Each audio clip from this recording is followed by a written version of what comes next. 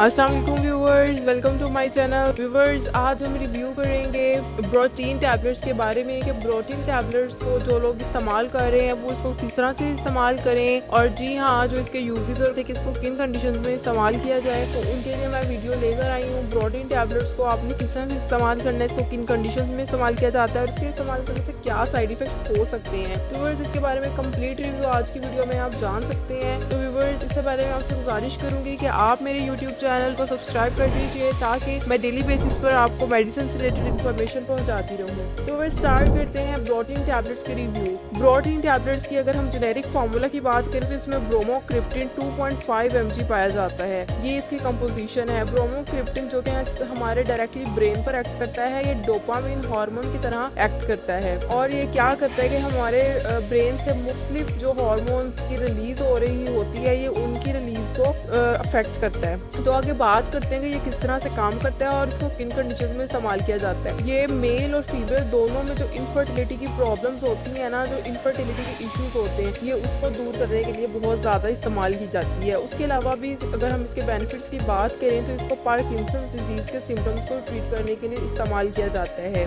उसके अलावा जिन फीमेल्स में पीरियड्स का इशू होता है, पीरियड्स बंद हो जाते हैं, माहवारी रुक जाती है, पीरियड्स आना बिल्कुल बंद हो जाते हैं, बहुत मंथ से पीरियड्स नहीं आ रहे होते तो उनमें वो कंसीव भी नहीं कर पाती। तो इस तरह से इन इश्यूज़ की वजह से जो है ना वो एक फीमेल कंसीव नहीं कर पाती और पीरियड्स जो है ना बंद हो जाते हैं। तो ये पीरियड्स का इशू जो होता है ना, ये प्रोटीन टैबलेट्स इस्तेमाल करें आप, ये उसके लिए बहुत ज़्यादा मुफीद है। आपको ये पीरियड्स के इशू को जो है ना वो ट्रीट करता है। उसके अलावा अगर हम बात करें तो ये PCOS यानी पॉलीसिस्टिक ओवरी सिंड्रोम जो कि फीमेल्स में बहुत ज़्यादा आम हो गई है ये बीमारी। तो ये क्या करती है, इसमें क्या होता है कि अगर आपको ये फीमेल को किसी को ये बीमारी है ना, तो वो इनफर्टिलिटी की तरफ जाती है। इससे क्या होता है कि आपके हार्मोन्स पर जो है ना वो कम बनना शुरू होते हैं, फीमेल के जो हार्मोन्स होते हैं वो कम बनने लग जाते हैं। तो इसकी वजह से जो है ना पीरियड्स आना बंद हो जाते हैं और आपको जो है यूट्रस में बहुत ज़्यादा पेन रहती है। ये बहुत ही कॉम्प्लिकेटिंग सिचुएशन होती है। तो पॉलीसिस्टिक ओवरी सिंड्रोम में भी प्रोटीन टैबलेट्स बहुत ज़्यादा मुफीद हैं। उसके अलावा ब्रेस्ट फीडिंग फीमेल्स में प्रॉब्लम्स रहती हैं कि उनमें दूध बहुत ज़्यादा बन रहा होता है, तो उसमें क्या होता है कि उसमें भी ब्रोमोक्रिप्टिन यानी प्रोटीन टैबलेट्स इस्तेमाल की जाती हैं। वो क्या करती हैं कि वो प्रोलैक्टिन हार्मोन की रिलीज को कम करके